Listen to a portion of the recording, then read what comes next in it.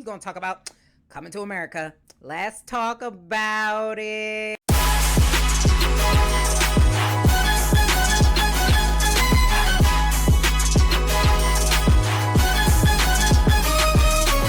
So welcome back to another episode of Millennials Anonymous. Thank you so much for tuning in. We are going to get right into things today. We got a lot of stuff to talk about today. So we're going to talk today, of course, about Jay-Z. Everybody is talking about Jay-Z. So we're going to talk about that whole situation. Things seem to be spiraling out of control. We're going to talk about Coming to America too, because we got some more details on that. So I'm excited. I really am excited about that new movie coming out. And then we have bad kids nowadays. So we're going to talk about bad kids, or rather should I say bad parenting. Yeah, that's a better one, especially since this trending video is going around with the Indian guy. He's from India. He's 22 years old. Parents gave him a BMW. He ain't want it. It wasn't big enough for him and his homies, so he pushed it in the river. So we're going to talk about that, and then we're going to talk about the marriage gap in this country. So it was a poll that was done a couple months ago, kind of got brushed under the radar, probably because of the news cycle we live in. Who would have thought? But we'll talk about it so that you got the information now. But let's get into these hot trending topics of the week. Let's go. So Rihanna might be releasing some new music. Maybe Umbrella, Ella, I don't know. This is 3 years after her last album, so people are getting super excited.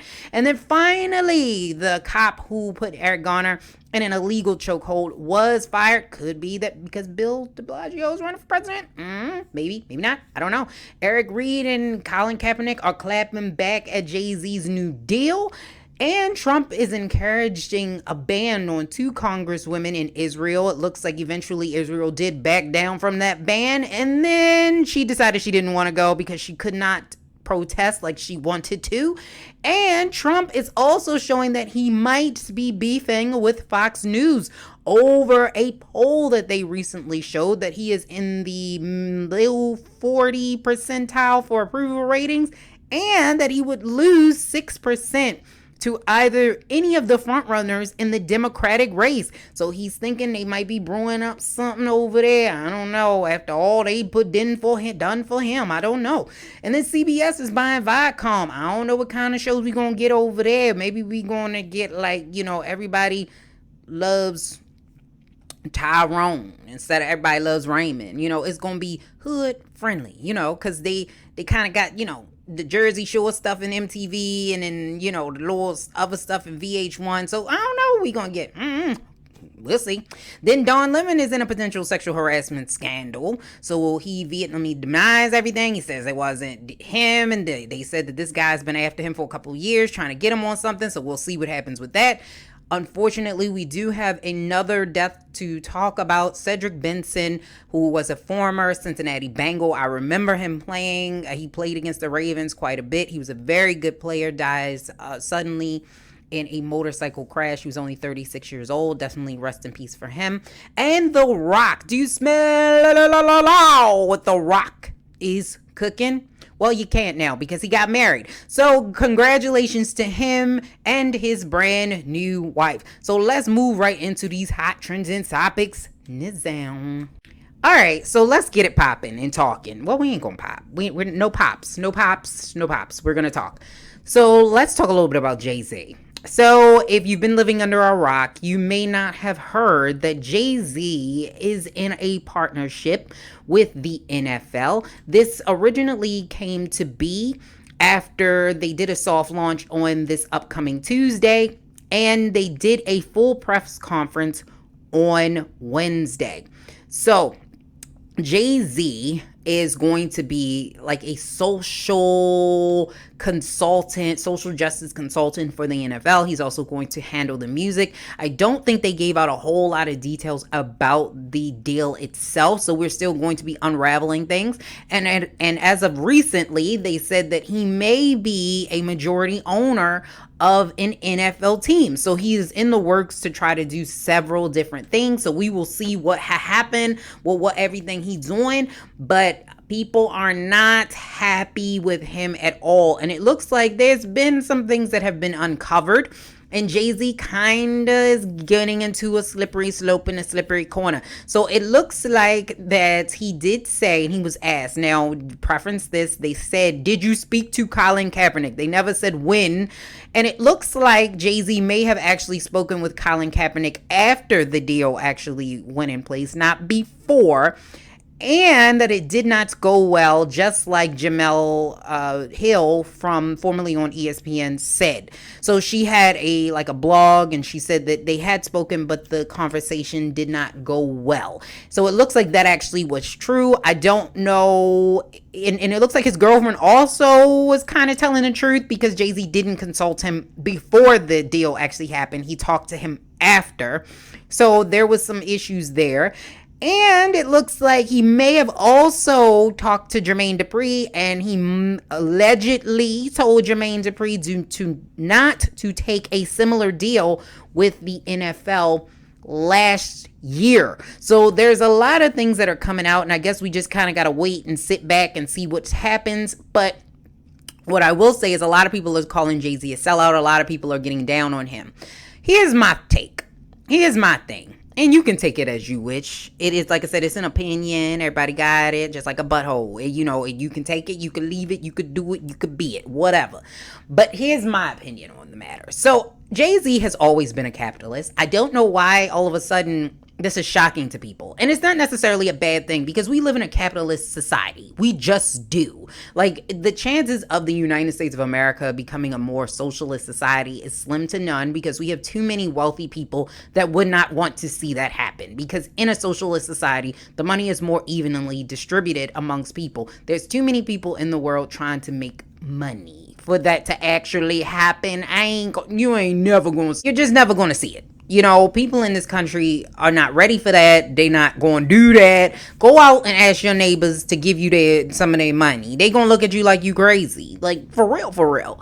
So I'm not going to knock Jay-Z, and he's always been that. And he always said, you know, even back in the day when he was talking about money and cars and stuff, he was always talking about materialistic things. And once he matured, he was still talking about how to get money, how to create generational wealth, how to leave a legacy for his family, how to make sure that you have money for your family to give. Like, these are things that Jay-Z has always talked about. So that's why I'm a little shocked that people are shocked that Jay-Z's wants to make money. I don't understand that. And if most of us were probably in the same situation, we would also try to do what we could to make sure that our family is in a good situation. Now, I will also say that it's kind of hypocritical, because we all praised Jay-Z when he became a billionaire. Now we mad. Like, I'm like, how does that work?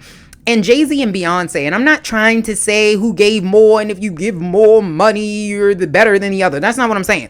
But what I'm about to say is that Jay-Z and Beyonce have given more money to housing, hurricane relief, sending people to college, giving money to historically black colleges than anybody else who's in this situation. Anyone else who's a part of this. They have given more money and time than anyone else, and they don't normally publicize it. There's only certain times that it is known, but they will give the money, and you very rarely hear about it. So I don't want it to seem like a lot of people jumping on him like he has not done anything for the community, because he does, and he gives back lots and lots and lots and lots and lots of money. Does he make lots of money? Yes. But he does give back. Him and Beyonce both give back to the community quite a bit.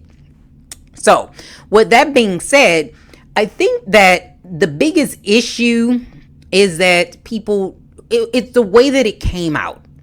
I think had Jay-Z phrased it in a better way, I think he would have done better. Now, I do like Jay-Z and Beyonce are usually pretty good, and they're usually pretty good with their publicists and putting out information, but I don't think he was prepared for the backlash. I think this may have been a little bit of arrogance on his part, that he thought because he is Jay-Z, he could get away with it and people wouldn't question it because of his backstory and because of his track record. So I think that was silly on his part, but in this particular situation, I think had Jay-Z come out and when Charlemagne asked him that question, if he would have phrased it something like this, and he would have said, I really respect what Colin Kaepernick was able to do. I give him all the credit for being able to raise awareness to the populations and demographics that watch the NFL, because it's a lot of people who watch the NFL who did not know about all the things that were going on, and that there is a criminal justice reform or law enforcement reform needed. And I'm glad that we have the social justice warriors that we do in the NFL that use their platform for good. And the reason why I decided to step in is because we need to be able to elevate, to be able to do more. This is a system that employs mostly African American players, and we want to make sure that other players who want to play this game are able to do that. At this particular time, we don't have very many other options in order to allow them to be able to play this game at such a high level and to be able to make the money that they are making. And so in order to be able to do that and provide Black people with a pathway into a business like this so that they can start other businesses in their community and provide jobs and wealth to people just like them, I want to make sure that we are sitting at the table. If we can sit at the table, we can start to change the discussion about Black ownership in the NFL, because it doesn't make sense that most of the players are Black, but there are no Black owners. So this is why I sit here today. I hope one day that Colin Kaepernick will sit down with me and we can plan out something where he is definitely involved, whether it's in a consulting capacity or he's directly related and, involved in this project. I want him there. I want Eric Reed there. I want anybody else that has taken a knee a part of this. This in no way takes away from what they did, but this expands on it. So now it's time for us to start making sure that we're holding people accountable who said that they wanted to change, and this is the way that we're going to do that. If he would have said that, I think people would have been okay. But I think when he came off very dismissive, like, oh, we're past that, we're not kneeling anymore, kneeling didn't do, like, when that happened, he got himself in a snowball. So I think maybe he should have had somebody else there with him, maybe not Beyonce. I love her, but she's not, best person to articulate that, but somebody that could have maybe briefed him like, hey, Jay, maybe you might want to just practice a little bit, just in case people get a little pissed, we might want to do that. But they didn't do that. So he was sitting there with his ass out because he didn't prepare for him to be human. We live in a different time now. There's no such thing as these high level celebrities anymore. Those celebrities don't make it anymore. We need the celebrities that are personable, that people can reach and contact. And so now the people that buy your stuff are holding you accountable. So you can't just say stuff anymore and just expect, oh, I'm good. Nope. We ain't in that society no more. We not in that world no more. It's time for you to understand that. And I think that's what he forgot. Now, when it comes to people like Eric Reed, he's a great player. He plays for the Panthers now. He's a great player, Pro Bowler. However, I think, in my opinion, like I said, this is my opinion, he's a hypocrite. So he's mad at Jay-Z for working with the NFL. However, he is not working with the NFL. He works for the NFL. And despite what he says, I want to work here to put a thorn in their side, you work for them. When you work for somebody, they have all of the power. You do not. He's not an independent contractor. He literally works. His checks are signed by the NFL. So they have all the power. You can kneel all day long, but it is not going to change the way that they play that game. They can trade you. They can fire you. They can let you go. They can determine how long you sit on the bench. They can determine what types of numbers you put up, because they can make sure that you not in the game. So you don't have the power that you think you do. And that is the silly part about the backlash between Jay-Z and Eric Reed. I don't understand that, because Jay-Z is putting himself in a position where some people saying, well, he's not going to have the power, but he has a lot more say so. And this is a contract that I'm sure he can get out of. Jay-Z's pretty smart with it. I'm sure he can get out of if things don't go his way. So I think he won't understand and know whether or not he's a cover. Whereas if you work for the NFL, how do you create all of that change while you're working for them in a system that has not changed yet? That's my problem with it. Not that he shouldn't work for the NFL, because a lot of people saying, well, he should go to Canada. The Canadian League, the reason why they don't want to go there, two reasons. The Canadian League doesn't make the money that they make in the NFL, one. And then two, it's not seen as prestige, pristine, and has the prestige that it does in the United States. And that's why they don't want to play there. So he would rather look like a hypocrite, because nobody's going to call him on it, because they are looking at him as a social justice warrior. And anybody who's being a social justice warrior, and I'm probably about to piss some people off, they give them a pass. You can't, that makes no sense. What he's doing makes no sense. If he really cared whether or not Colin Kaepernick had a job, he wouldn't have taken that job without Colin Kaepernick getting one. He would leave. He would resign right now from the Panthers, retire until him and Colin Kaepernick can both play. But he didn't do that because he knows that there's a chance that Colin Kaepernick may not play. And he wants to play because he wants to get money for his family, just like Jay-Z. So I'm like, there's other avenues. So Eric Reid doesn't have to play in the NFL. Like I said, he can play in Canada, but he doesn't want to. So it's no different from him and Jay-Z. There is no difference there. I would say that I would like to see one day maybe Colin Kaepernick to be a part of something like that with Jay-Z, to show that there is a full circle, and now he kind of has more of that say-so about what does happen.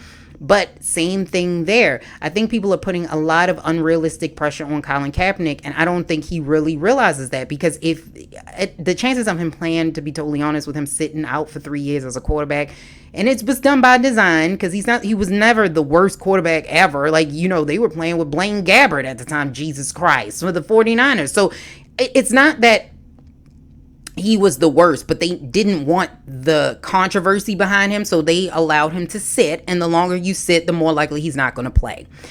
So, with that being said, I would really like to see him do something, because the chances of him playing, it's slim to none. But if he does decide and somebody calls him back, maybe now that Jay-Z might be the owner, he might call him, do you, as the society, do you blame him if he does not kneel?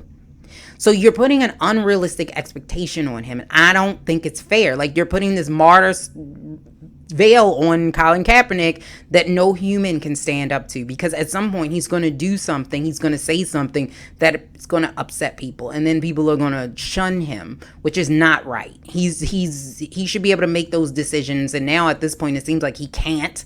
Because they asked him in CBS, he was on CBS Sports, and they asked him, would he stand for the anthem or something like that, and he said he would. And that was back in October of 2017. So I think that it is unfortunate that we put him in a situation where he can't make his own decisions now, because now he has to appease everyone else. And then I also think that we should allow for people to be able to have those conversations, because that's another reason why we don't go forward in a lot of things, because we shut it down. So we think, okay, if the person's bad, somehow we shouldn't talk to them. And that's not how it should work. In order to get things moving, just like they did in the civil rights era, you've got to sit down and talk to the people that you don't like. That's the only way that you start to progress and move forward, especially against a system that you can't just get rid of. So you've got to start making that progress. That's just my opinion on the matter. Like I said, it doesn't make it right. It doesn't make it true. It's just my opinion on the matter. Again, we'll have to wait and see what else comes out with the Jay-Z deal. But at this point in time, I think that he's not necessarily doing anything wrong. And with his track record, I'm going to give him the benefit of the doubt that he's doing something in order to improve the NFL and to improve the causes that have already been out there. So I'm not knocking anybody or either side like I've heard some people doing, but I do want to just give him the benefit of the doubt.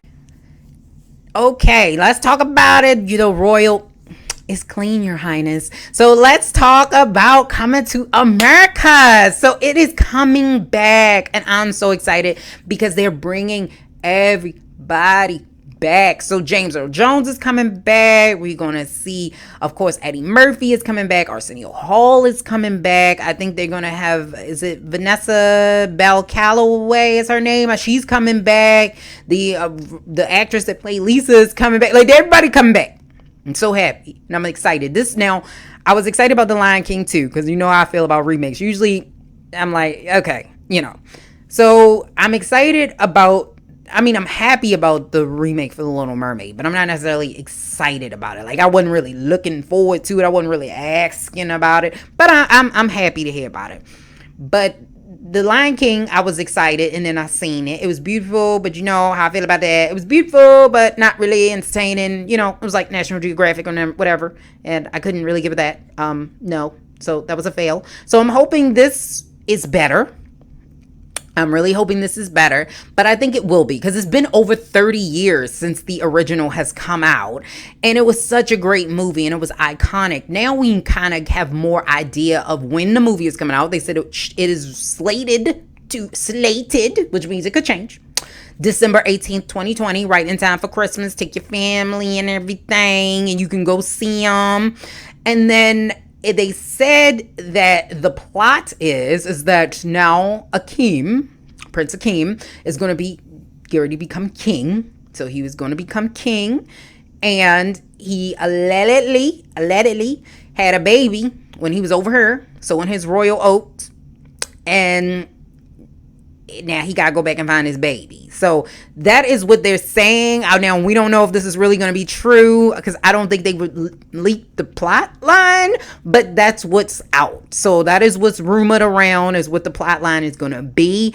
And so it is going to be him trying to find this child of his, and then we'll see them kind of journey back. And then Samuel L. Jackson, I think, is going to make an appearance. And then of course they added some new ones, like Leslie Jones is going to be in it, Rick Ross is going to be in it, and you know, Wesley Snipes is going to be in it. So we're going to see some different people kind of make their way. I would love to see Chadwick Boseman in it. I know that wasn't. I mean, they're both fictional places. So Zamunda is not real.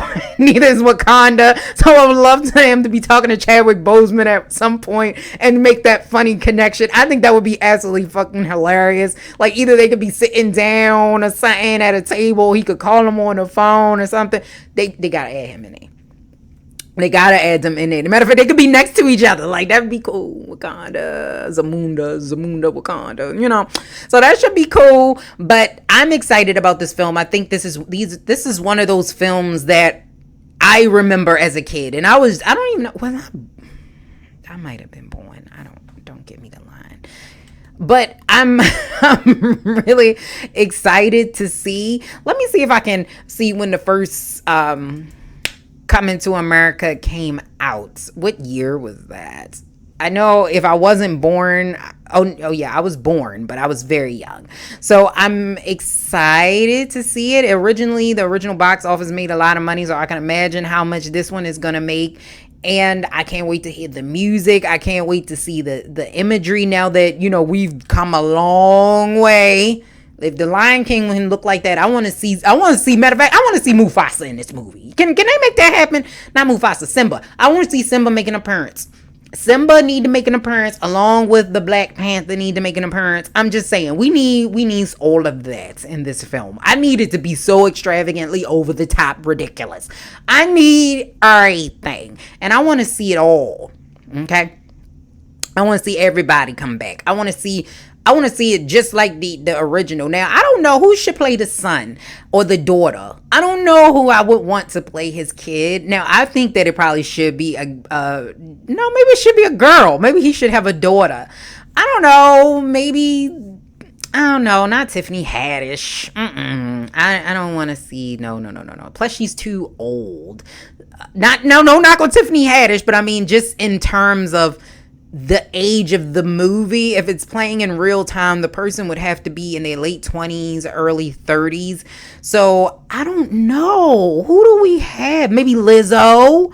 I think that would be cool. Lizzo could be his daughter.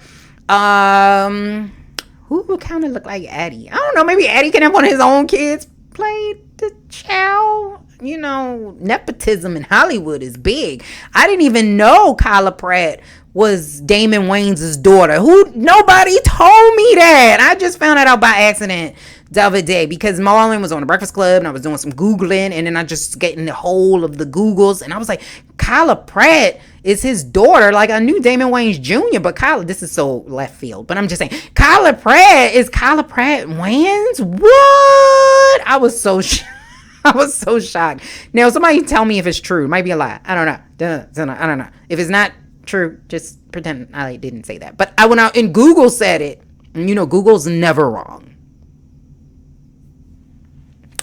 But anyway, I'm excited. So I don't know, maybe Lizzo. I think that would be cool to see him have a daughter. So maybe making it Lizzo, or maybe Chadwick Boseman. I mean, no, but if Chadwick Boseman is the son, then he can't be maybe Michael B. Jordan. That would be hilarious. I'm saying, you look familiar. And like, no. For some reason, people always tell me I look like somebody, you know. I think that would be funny. Maybe Michael B. Jordan, because he's around that age. That would be hilarious. But I don't know. You tell me. Who do you think should play, if that is the plot line, who should play Eddie Murphy's offspring in the movie? Mind you got to keep the ages, gotta make sense. So we gotta keep it in line for the ages to make sense. But who do you think should play him? I don't know. That's a good question. Leave a comment down below. Move right into it. So we have to talk about this whole kid throwing. So I don't know why I wasn't born into the money to push a BMW into a river. But I wasn't. I couldn't even push a Dodge Charger into the river, you know, and I'm talking about like in the 1980s Dodge Charger. Now, you know, I couldn't afford to do that. I couldn't afford to put a Honda Civic in the river. I couldn't afford to put a tricycle in the river. Do you listen to me? Do you hear me? If my parents brought me a BMW, Lord Jesus, do you know how grateful I would be, honey? Like, what is wrong with these kids today? What is wrong with these children? Like, I thought it was fake. So originally I didn't share it because I was like, no, this can't be real. This is some fake BS that's circling the internet. It is no way possible that this can be real. No human being would do that ever. Like, it would never happen. But it happened, and it's real. And it's funny because I don't know, maybe they got money. Like, they must be swimming in money over there. Now, I don't think they told a lot about the kid's family, but apparently they're very wealthy. He was 22 years old, and he was mad because he said, my homies, my partners, they can't fit up in this little teeny coupe. They can't fit in this 200 series, you know? So I need me a Jaguar or whatever, because it's a big body, and I don't know I'm talking like that because I know that's not how they talk, but whatever. And big body, you know? And I need for at least 4 or 5 seats in there. At least 4 or 5 seats comfortable. They need to be comfortable. And if you don't make it comfortable, I'm going to have to throw this bitch in the river. And that is what he did. And now my question is this. Who is still buying their 22-year-old kid a car? Where is them parents at? Like, I don't know about you. Maybe I lived a different life. But I moved out when I was, oh my God, how was I? 18. I moved out when I was 18 years old. At that point, my mother, she didn't buy me. Well, first of all, my family was poor. Like, so let's just get that out of the way. My family was poor. We didn't have that kind of money. But even if she did, my mother would not have bought me a car at 22. Like, where are these parents at? Like, I'm like, a lot of people tell me about these bulldozer parents and these helicopter parents. I'm like, where is they at? I didn't have them. Like, since somebody send me some, like, you know what I mean? And I'm a parent. If you didn't know, now you know, I'm a parent, and I would not buy my child at 22 a car, especially a luxury vehicle. And I know a lot of people say, oh, that doesn't make you a bad parent, that just means you helped. Listen, at some point you gotta let your kids stand on their own 2 feet. And the reason why I think I became the person I became is because I didn't have that assistance. So I didn't have a choice but to get myself together, because if I didn't get myself together, then I was gonna drown. Like, it was either like they, sometimes some of them parents, they sit there and they have you put on the wall and kick your feet and you be in the pool, in the little pool. Like, no, no, no, no, no, no, no. My parents threw, like Martin said, no, Will Smith said it in Bad Boys, throw that bitch in the ocean. That was me. They threw me in the ocean and I was just like, you sink or swim, and I just had to figure it out. And I feel like it's not enough parents that do that now, that it is causing problems. And you forget that eventually you're going to get to a point where you're either not going to be there anymore, or you're not going to be able to, still maintain that same level of support. If you can't maintain that same level of support throughout your child's life, don't even start it. Like, you're going to get to the point where they're going to be so, okay, I'm like whispering in there. I can hear it in the headphones, like, and it's going to get to a point where you're going to get your kids so reliant on you that they are not going to be able to live on their own. Like, when you have kids now that's throwing cars in the water, we have gotten out of hand. And then there was another video that was trending around. It's some kids that they were like pushing SpongeBob and beating him up. Now this one was in the hood, like this, because that was a bootleg SpongeBob if I've ever seen one. So this is clearly, now this is more on my pay grade. This is more on my level. And the parents thought it was funny. The kids is sitting up there beating them up and pushing them down and kicking them and hitting them. And I'm like, no, but this is not funny at all. This is behavior. You are reinforcing bad behavior. And I'm like, please get your bad ass kids. I don't want them kids to be outside and now they in my car. They taking stuff out my car. Now, like, I know, get them kids. It's not cool. You need to tell them that that's not right. You need to discipline them now before somebody else discipline them when they get out here on these streets. I don't understand it. Like, we have gotten to a point where everything and anything that our kids do is funny. And I'm not going to sit here and say that I punish my kids for everything and I'm beating our kids, because I don't. But I do hold them accountable. Like, I'm not going to allow my children to just be disrespectful. And I'm damn sure not going to let my children be disrespectful to anybody else outside in public. That is a person that's in that damn SpongeBob. He came to work. Imagine if somebody came up on their parents' jobs. Their parents probably, imagine you on your job. Their parents probably working like McDonald's or something. And then somebody came up there pushing you. Don't nobody want to do that. Ain't nobody want to do that. And that's wrong. You can't be out there doing that to people on their job. He was just at work. Imagine, I would have went home that day. That would have been it for me. I'm like, oh, nope, I'm done. Nope. These kids gonna learn today. I'm like, nope, nope.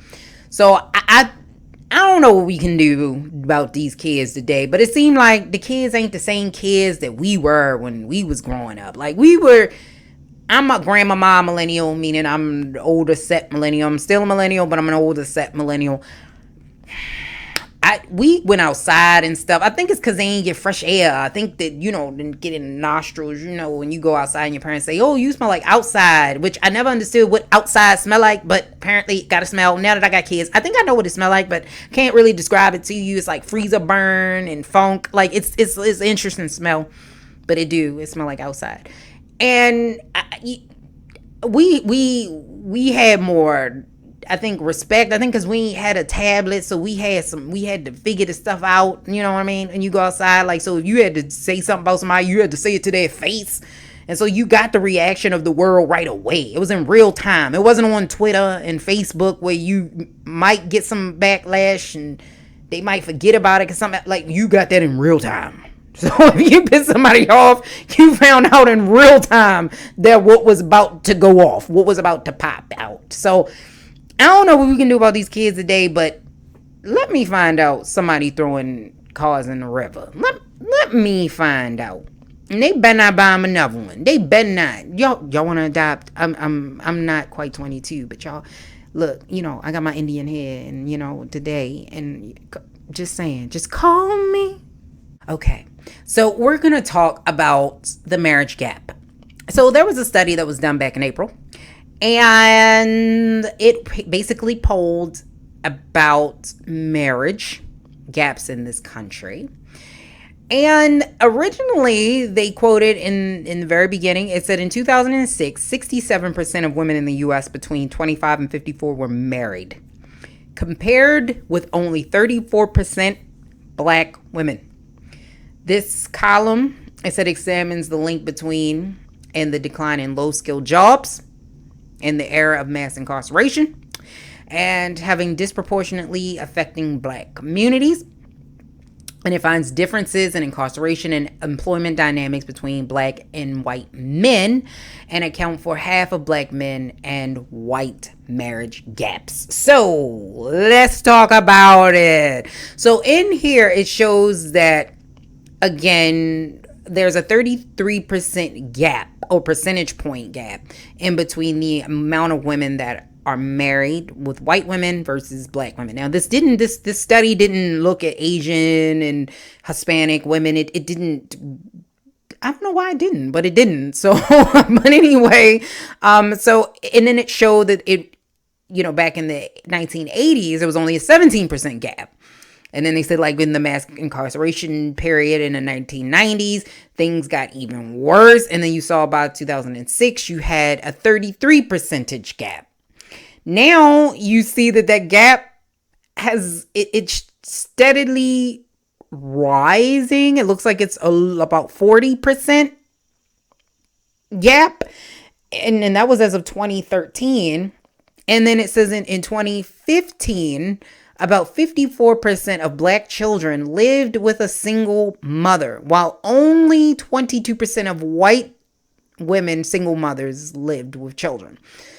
So they're looking at some of the differences in the economic resources and why that is. And they're also looking at some of the places that it tends to happen higher. And so they were saying that there were three differential things that are the reason why this is. First, there are more black women than black men. I see that. And then so the sex ratio for the population is not the only one. The second one is black men are more likely to go to prison than white men. So then there's even less black men out there for black women. And then third, black men are also more likely to lose their jobs, which means that they're less likely to get married because there's not enough stability for the family. And most men want to be the primary breadwinners. So with that being said, yes, I can see the gaps in between it. I think that the study doesn't go far enough. I think that there is, and this is coming from a married black woman, and I think that the study doesn't go far enough. I think that there are other factors at play. I think black women get a bad rap. We get a bad rap, and even amongst our own men, we get a bad rap because all I hear with black men, when I talk to black men, I've heard that black women are more difficult. I've heard that black women are more high maintenance. I've heard that, black women are more argumentative. Black women don't want a man. Like, I've heard all of these things. And then when you ask those same men, not all black men feel that way, but when you ask those same men, like, that's why they feel that way. And they'll say, well, this one time, this black woman that I was dating, she ain't want to talk to me. And then if you also ask them about other races of women, they will give you more highly sought after, I guess, wife material. I don't know. So it's more like, if you ask them, that they're more submissive. They're more supportive. They're more understanding. I've even heard you don't have to pay for hair, which is completely listen, we got a whole Kardashian out here with a whole line of fake products. I don't want to hear it. I don't want to hear it. Nope. I don't want to hear it. Nope. I don't want to hear it. Stop. But I think that that's it. And I've even heard even worse things. Like, I've talked to other black men, and I've heard black women aren't as attractive. Black women are usually out of shape. All of those types of things. And I was like, I think black women just get a bad rap. Look at black men calling me. Yeah, they was calling me because I was talking about them. But anyway, and I think that that's kind of And yes, I still have a house phone. You're probably like, that sounds like a house phone. Yes, I am in my home office recording this. So yes, I still have a home phone. But anyway, I'm old. I said I'm a grandma millennial. But I think that that's another portion of it. I think that black women, not only are there less black men out there, and the thing about that is that they're only looking, and it's kind of limited because I don't know if the study really examine how many black women were not married to black men, because that's also a thing too. Like, other races of men marry black women. I'm like, okay, well, what's up with that one? I don't understand. But anyway, like, so it's a very limited study, but I think on the surface it does look at a bigger issue. And I think that there's less value put on black women. I think black women get all of the bad emphasis. Are there white women that yell and argue and fuss and key cars? Yes. Are there crazy white women? Yes. Are there crazy Latino women? Yes. Are there crazy Asian women? Yes. Like, so it's not a race thing. It's an individual thing. Now, do I believe that more black women face more trauma? Yes. So is that going to change the dynamic of a lot of the way the interaction is with people? Yes, because you have to realize that we as black women go through a lot. So not only do we got the race thing, now we got the gender thing, and then it's like we all way at the bottom, so it's one of those things that, like they said, the least protected woman or person, not even woman, person in the United States is the black woman. Like, we are always kind of at the bottom of the totem pole for everything. And so we've got to constantly be proving our worth. We've got to constantly be proving we're not angry. Like, we are the only people. I'm not going to say the only people, but I think for us, we have a whole nother can of worms. So I think when it comes to, especially just in general, we are the only individuals that can't show emotion. So this strong black woman narrative came to be, and it's essentially a compliment. But when you look at it on the surface, it is very damaging. And so for black women to not be able to be vulnerable, we can't be vulnerable. We can't show emotion, because as soon as we show emotion or vulnerable now, we're hysterical and we're weak. And not only they use hysterical for all women, but I think black women get it worse. So if you do something that would anger someone, black women, if you show that emotion, then you're seen as the angry black woman. So you can't show any emotion, and you've got to bottle it up, especially when you're outside, because if you do, then now you're the angry black woman. And so, or you're the mad black woman, or you're the over the top black woman. Like, you can't show any emotion without having that negative backlash. And so that would cause you to not be able to have and attract people around you, and men, because you're going to constantly be going through this battle within yourself. And if there's not enough, then now we're fighting amongst each other. So now there's not enough black men for us, because they're just not being born as fast as black women. There are more black women being born than black men. And then on top of that, then when they are here, I'm also getting tired of people saying that all black people go to jail. Not all black people go to jail, but it looks like black men do go to jail based on the statistics at higher rates than everyone else. And so if you're only really around black men and you live in a community as predominantly black, you wouldn't have access to other races of people. So you wouldn't, the chances of you dating outside of your race is probably going to be slim to none, especially if you're not around other races of people. So black women's pool of people that can marry them is smaller. So, when you have the small pool and then you have this negative stereotypes on you, you're going to be the last person to get picked. And it's unfortunate, because I think black women, we have so much to offer, and we just, it's just something, and it's, like I said, it's just unfortunate that I know so many black women that aren't married, even though marriage is not everything. You don't need to be married in order to be happy. And I think that's another thing that the study doesn't showcase, like whether or not these women want to be married. Are these women, heterosexual women, or are they dating other, like, you don't have to be married to a man in order to have that complete you don't need to be married to a man to be happy. But if you want to be, I think that we should have more of those women that want to be married to be able to have access to be married. And so in order for that to happen, we've just got to change the narrative. Because right now, like, well, one, we got to get criminal justice reform going. But besides that, we've got to change the narrative for Black women. Black women are just like any other woman. We have all different types of personalities. Trust and believe. Because if I hear one more time, you're not like other Black girls, I'm going to jump off a cliff. Like, I don't know what the stereotype is. I don't understand what that's about. By the way, if I hear if I hear you don't seem like you're from Baltimore, or you don't look like you're from Baltimore. I'm like, what does that mean? And I know this is far left and I'm jumping off. You know, I'm a sidebar to a sidebar kind of girl. I just, can we just not do that? Can just in general for life, for everybody, can we just not put people in boxes that you got to be this way or you got to be that way? Just let people be individuals. Let's do that. Let's do that. There we go. We're going to do that. All right. Yeah. Let's end it on that. Yep. On that note. So this has been another episode of Millennials Anonymous. Okay, I'm about to lose my shirt. Okay, this is gonna be a different kind of video in a minute. So let's let that go.